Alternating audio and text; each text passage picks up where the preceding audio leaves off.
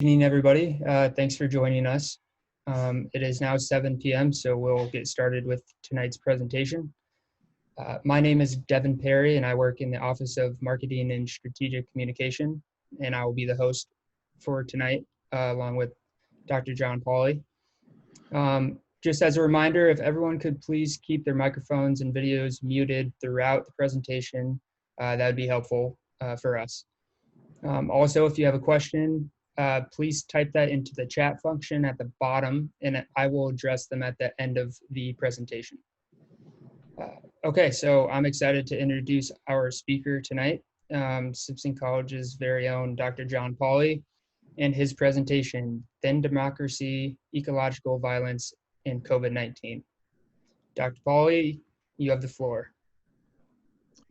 Thank you for the introduction, Devin, and thanks to Amy Geiske, Chelsea Grenier, and Simpson College for organizing these events. I am presenting a formal essay, and I want the audience to understand that I will not be getting to COVID until the end. The effort here is to build a deep contextual argument and so provide a relatively thorough explanation for why COVID has had disproportionate consequences for Black citizens and neighborhoods. My focus is on Chicago, Illinois, but the audience should see how the arguments have application to many other places in the United States. I have provided summary slides and some introductory slides. Please note this first slide on human ecology. I didn't provide a definition of human ecology in the essay, so I thought I would hit on 3 bullet points here at the beginning. The first point emerges from studying anything about human beings. Like all other living biological entities, we are dependent on our environment. While this point may not seem to be very insightful, indeed it just looks banal at first, when we start thinking about precisely how and what ways human beings are dependent on their environment and how they shape the environment for their own well-being and detriment, things get really interesting. In fact, these questions are the basis for some of the classes I teach, for instance, philosophy of technology and philosophy of sustainability, and now actually a class called philosophy of agriculture. The second bullet point, I'll leave the concrete alone as that will be self-explanatory. Semantic here means that we can and do articulate ourselves in relation to the conditions and meanings of our environments. We are able to compare, contrast, qualify, and quantify our environments in relation to the meaning of our own lives and the lives of others in, quote, distinct environments. In short, we don't just live in an environment, we comprehend our lives in relation to the environment, both made and natural. The third point, this does not mean that all communities have the same properties, which is absurd and false. It means that all human communities are related in various ways to others. For instance, rich communities are related in many ways to poor ones, and so on. The mistake is to consider human communities as if they were isolated finalities. My first main section, Thin and Strong Democracy. In a now famous essay, Technology and Democracy, the political philosopher Richard Skolov discusses a vital distinction between thin and strong democracy. This distinction is rooted in the history of political philosophy, and it carries with it the enormous empirical and conceptual trouble with democracy. One might first ask, as a ground for the distinction, what really is democracy? How can it be defined or realized? As I think about these issues, fraught as they are with ambiguities and confusions, I come to one outstandingly real conclusion. Whatever democracy is precisely, and it may not be finally within our power to give an analytic definition, it is enormously burdensome. Instead of turning us loose to do whatever we want, however we want. Democracy requires an intense discipline of the communal will. In other words, it is very difficult to even establish the conditions for democracy. Gradually distilling the above ideas into something clear and logically formidable is then the task at hand, and Skolov's notion of thin democracy is a good place to start. I am hoping that this admittedly brief definitional enterprise resonates for all of you, at least in some ways. Thin democracy is generally focused on representative institutions, periodic elections, conflicting private interests, elites, and power blocks. For many citizens of United States culture, I am actually assuming that representative institutions and periodic free elections are necessary and perhaps sufficient conditions for democracy.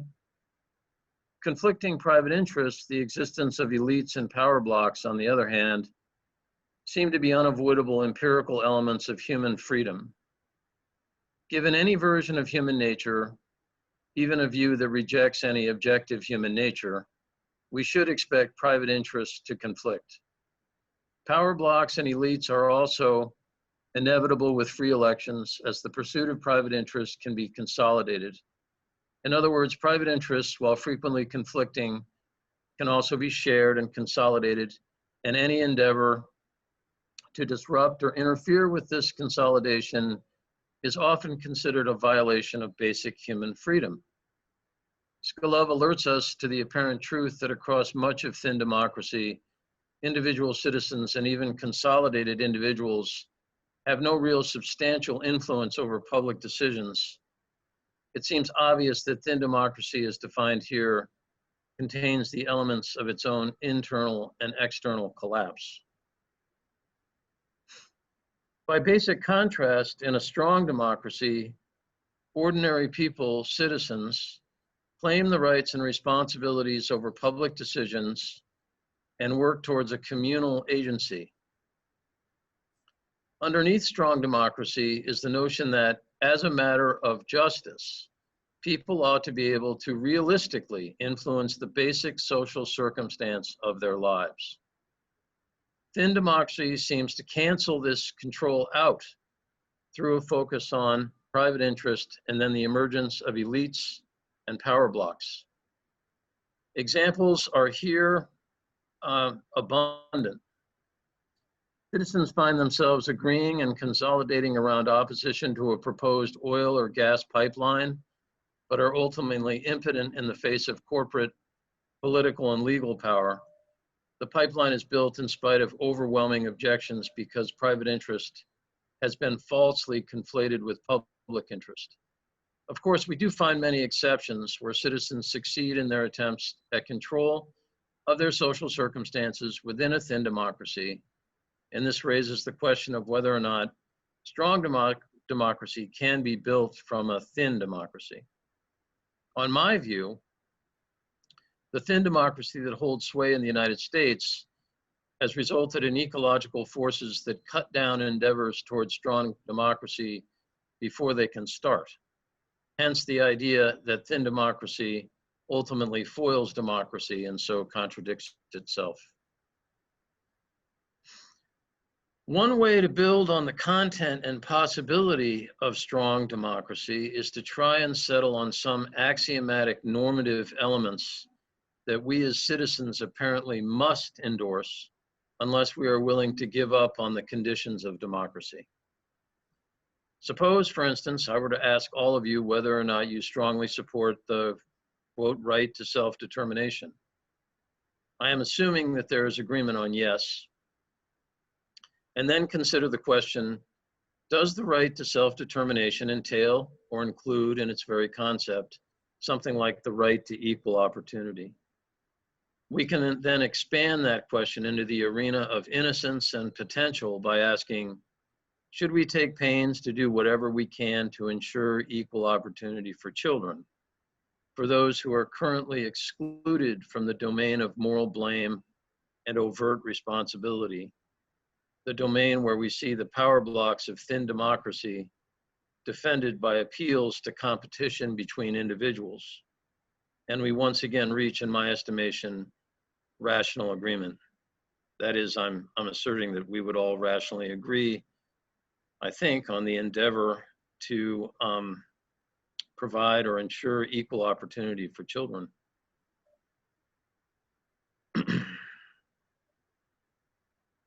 Insofar as we rationally agree to take up with self-determination and equal opportunity as root elements of democracy, or one might say the very soul of democracy, we are at the same time forming what I call the communal will.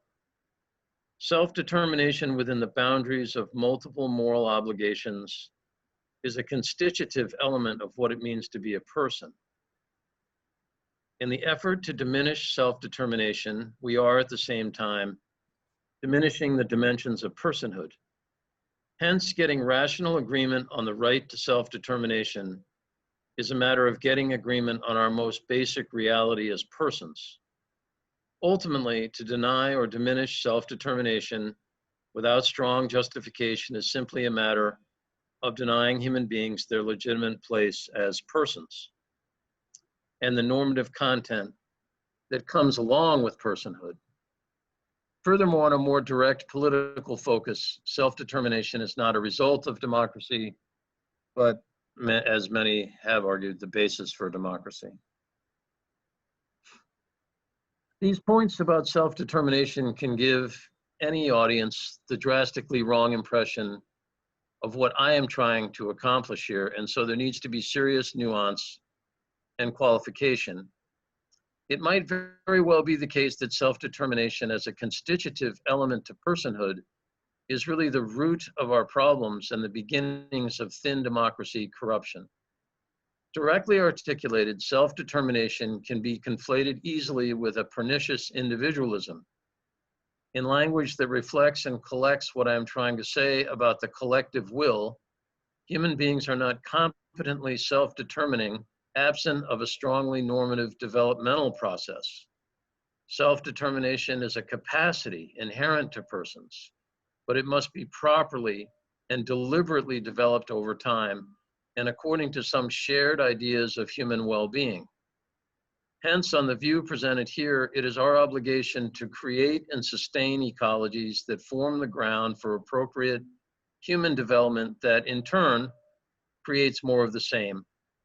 When aspects of human well-being are systematically diminished or compromised, as for example in the shocking facts of childhood poverty in the United States, there is a profound reach to other aspects of development and life prospects, such as education, which then returns itself to poverty, cycles and patterns that form impoverished human ecologies and diminished agency. My own awakening to the problems with individualism started, well, actually, they started with the dissertation I wrote when I was in graduate school. But in and around 2011, when I published an essay called The Problem of Evil and the Possibility of Nihilism, a good portion of that essay was focused on the history of philosophy and how philosophers have tried to comprehend evil. It was at that point that I came to see the pure metaphysical thesis of free will and self-determination as a supernatural obstacle to right thinking. Hegel's notion of a developmental agency and a developmental movement toward autonomy is far more consistent with what we know empirically about human beings than a Kantian notion of spontaneity of the will or free will as simply a built-in component of the species. In my view, the truly grounded notion of human self-determination and the closely associated notion of free will is within the development of the species. In other words, our chances for authentic self-determination and freedom is a species project, which in turn requires a communal will towards a human ecology that supports such development. Otherwise, we might be caught in what John Dewey called the isolated finality view of individual human beings, where the individual is already somehow complete with respect to their freedom and ability to be self-determining. Dewey regarded this view as entirely immature and perhaps a crucial aspect of what might be regarded as the crisis of democracy, where citizens believe they live in a strong democracy, but where thin democracy is busy at work bearing the possibility of strong democracy. The real conflict existing within United States culture might then be ontological and epistemological. By that I mean about truth and knowledge, as they seem to center on individualism, although various political and moral views immediately attach.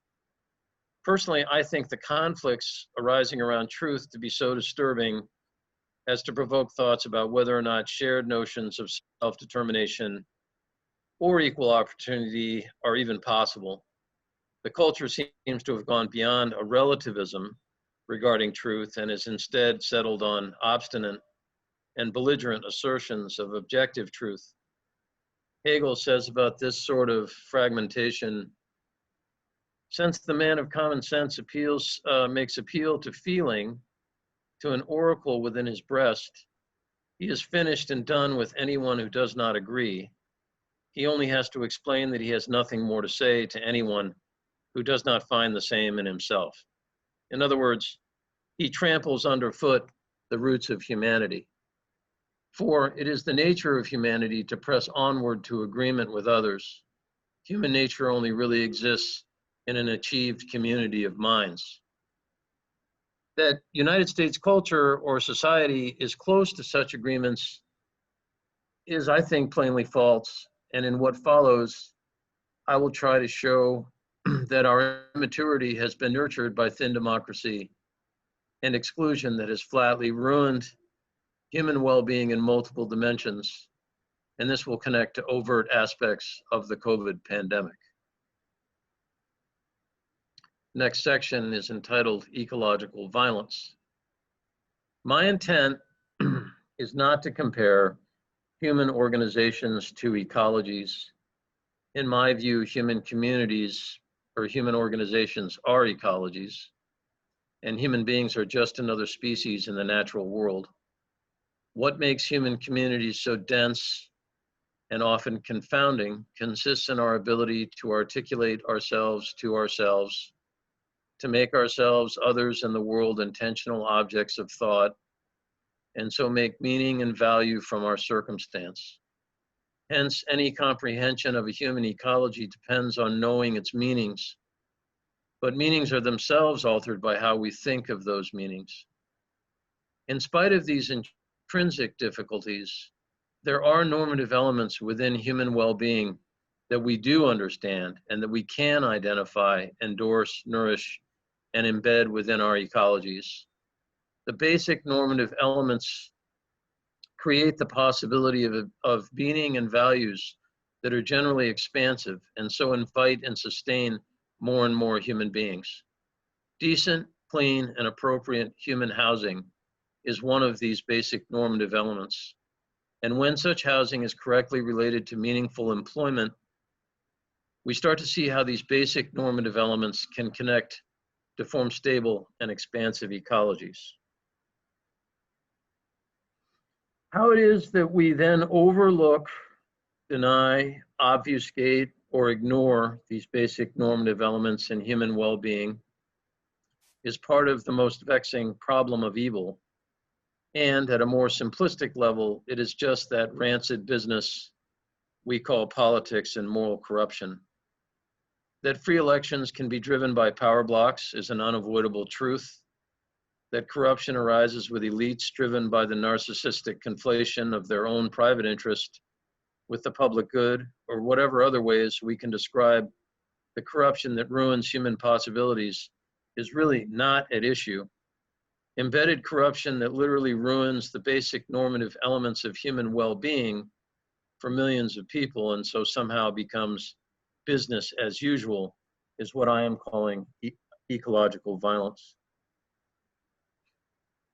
In the book, In Defense of Housing, The Politics of Crisis, the authors Peter Marcoux and David Madden argue, with broad and dense empirical support, that there is a housing crisis in every major city of the world. The authors call decent and affordable housing an element of ontological security, which echoes my claims about basic normative elements of human well-being and the possibility of fully developed agency. In Chicago, the crisis of housing is historical, fully ecological, and catastrophic for the lives of millions across many generations. There is no question that what has happened in Chicago and continues to happen because of the difficulties of undoing ecological fabrics sits squarely within the subject of evil. In the 1930s, the Federal Housing Authority, an organization which in many ways came into being from free elections, made home ownership accessible to white people by guaranteeing their loans, but explicitly refused to back loans to Black people or even those who lived near Black people. The actual practice, called redlining, graded neighborhoods for loan guarantees and accessibility, and systematically graded Black neighborhoods a D, or unacceptable. Redlining destroyed the possibility of investment wherever Black people lived. What resulted was further disinvestment from already poor, marginalized, and struggling neighborhoods and families, which went on formally and legally until the 1960s. Please note the phrase possibility of investment. Redlining destroyed the possibility of investment. Because when possibilities that are central to the development of basic human well-being are destroyed or ignored, we then have the conceptual and empirical ground for comprehending why people didn't just somehow recover from the damage. One cannot then expect to somehow virtually return to the past and recreate the possibilities of that development. History is formed, at least partially, by contingencies and necessities within the logic of a temporal stage. We cannot go back and recreate developmental stages that contain their own definite possibilities. Hence, human opportunities and possibilities are more or less ontologically limited, which accords with the general truth of human finitude. Damage then done at a temporally sensitive stage of development cannot simply be fixed, as in the development of any growing and living being. Intentional destruction of these possibilities as they relate to human beings is an irredeemable moral evil, as they necessarily stretch into the future.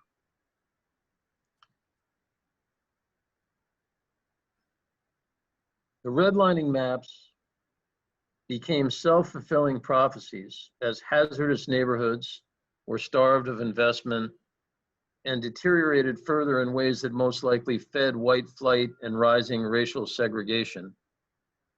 Black residents in these neighborhoods who were fully credit qualified for mortgage loans and insurance were disqualified on the basis of the redlining.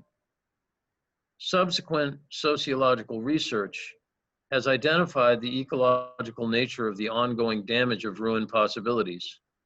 North Lawndale, a primarily Black neighborhood in Chicago, has been a focus of recent studies, and the current conditions confirm ecological type conclusions. The shattering consequences of redlining, added on to already deplorable conditions, have stretched into the present with no real solution in sight. Incarceration rates, educational failure, poverty, poor and unstable employment so far exceed similar statistics in the most challenging white neighborhoods that sociologists have concluded that a comparison between economic outcomes for white and Black children is not possible. In other words, the damage done is categorically distinct from the damage done in poorer white neighborhoods.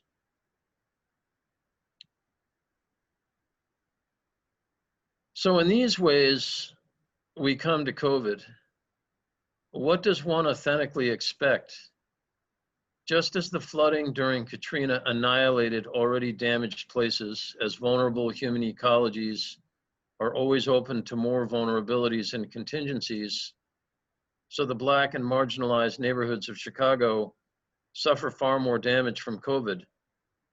And given that the ecological conditions of the places in question are categorically distinct from the worst of the white neighborhoods on all statistical analysis, we should expect the same with COVID and invasive disease species in general. Blacks make up 30% of the population of Chicago and 60% of the deaths from COVID, virtually all of them concentrated in the neighborhoods that were redlined. According to Maureen Benjamins, a senior research fellow at Chicago's Mount Sinai Hospital, the ecological problems already discussed are the immediate and distal causes of the disproportionate COVID cases and deaths between Blacks and whites. It is not individual health choices or behaviors. It's these structural factors in society that go back to racist policies and discrimination. These structural factors include poor housing, distance from food and medical services, along with unstable, low-paying jobs that mostly preclude the precautions that are recommended by all public health officials. The reality being, of course, that the ecological vulnerabilities caused by redlining inevitably snowballed into a massive disinvestment, neglect, and disregard. Redlining cannot, under any analysis, be regarded as a singular sort of act. The redlining policy should be regarded as morally heinous, as it necessarily connected to virtually all aspects of the generational destruction of well-being for the Black communities in question. The current situation, where accumulated forms of oppression, is the legacy of redlining. There is no escape from this legacy besides complete reform, which will go as deep as redlining itself. And this is going to necessarily include a just and radical redistribution of wealth. In the above paragraph, there is mention of individual health choices as being a possible cause of COVID infection and death.